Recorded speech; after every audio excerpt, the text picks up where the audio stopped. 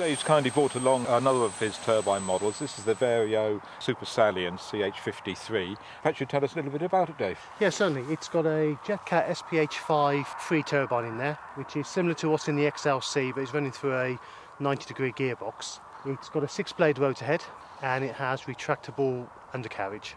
Total weight is about 18 kilos.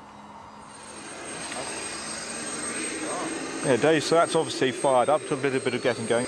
Cold gas and turbines doesn't always work so well. No, it's a very cold day today. It's about 4 degrees, so it's a bit difficult with the gas start. You can go over to kerosene start, which will obviously solve that problem, but most of mine are running gas at the moment. So just spooling up, cargo door is open. I can see the electronics in the back of the helicopter, so I can see the LEDs and what they're doing. It's a 20-second spool up time on this. That's now up to RPM is stabilised. What is the RPM on this one, Dave? The RPM on this is about 850. It looks very fast, but in actual fact it's quite slow because it's got a 6-blade head. It looks fast.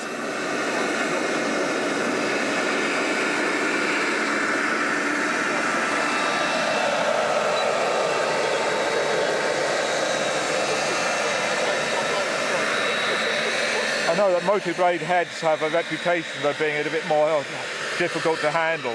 Have you got any stabilisation on this model? This model actually has got a heli-command unit on there. It's on very low gain. There's a bit of a breeze today, which obviously you could tell when it took off. The heli-command does smooth out slightly.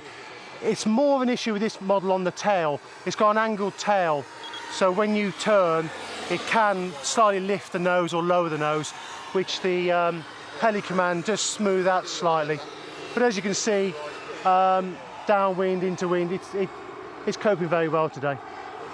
One of the things I love about turbines is obviously the sound and the smell, but in this particular one with the 2-stage turbine, is just how quiet the whole mechanics actually are. So it's remarkable.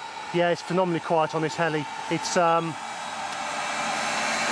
most of the thrust of the exhaust is taken up driving the gearbox, so it is very quiet.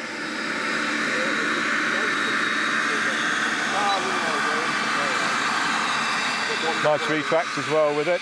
Yeah, it's quite well sorted, this helicopter at the moment. You see, it's even in a breeze, the 6-blade rotor head can cope very well. I don't think that's really scale manoeuvres you're doing there, Dave. No, okay. Back off into scale. Yep.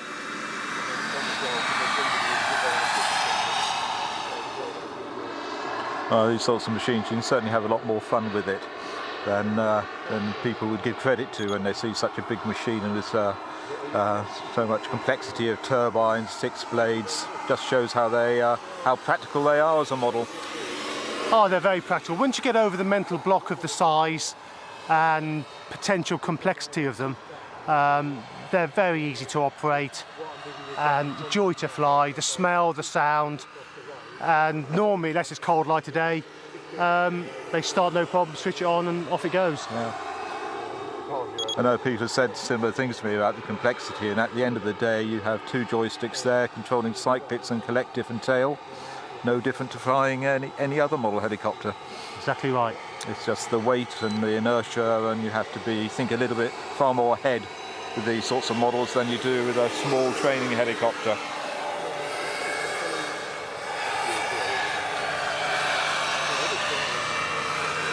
What sort of flight duration do you get out of this? I would imagine it's about 14 minutes. It's got about 2.5, 3 litres of fuel on board. It's probably 14 to 16 minutes. I limit myself to 8 minutes because then I know roughly that every model I fly, I'm in the safe zone. Very wise.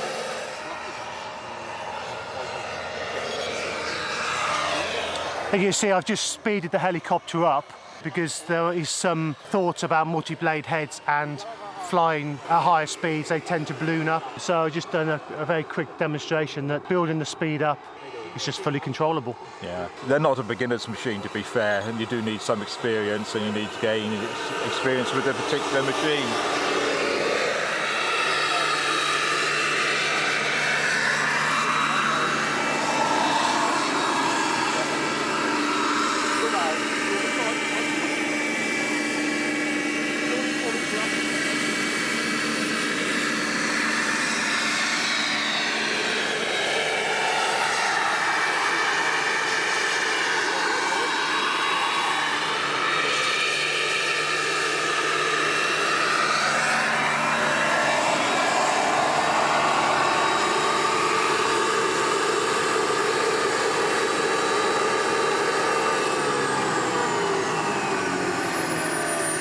That's terrific. Many thanks, Dave. Thanks, John.